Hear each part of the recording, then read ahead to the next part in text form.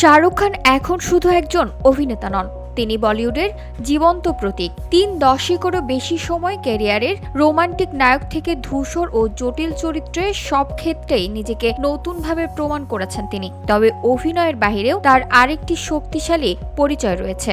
তীক্ষ্ণ বুদ্ধি, দারুণ রসবোধ এবং নিজেকে মর্যাদার সঙ্গে বহন করার বিশাল ক্ষমতার জন্য পরিচিত তিনি।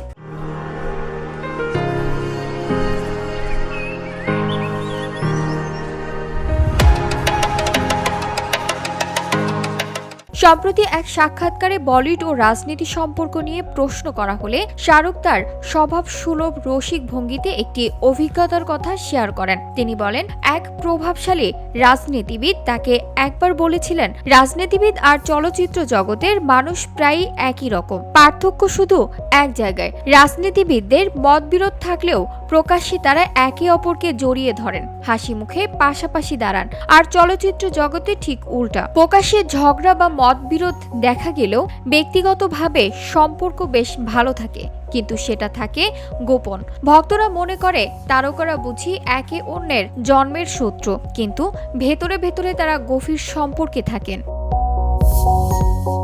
এক লাইনের এই মন্তব্যে শাহরুখ প্রকাশ করেছেন ভারতের দুই প্রভাবশালী অঙ্গনের রাজনীতি ও চলচ্চিত্র বাহ্যিক আচরণ এবং অন্তর্গত বাস্তবতার মৌলিক পার্থক্য। তার কথার মধ্যে হাস্যরস থাকলেও গভীর পর্যবেক্ষণ স্পষ্ট। VOD Bangla news desk.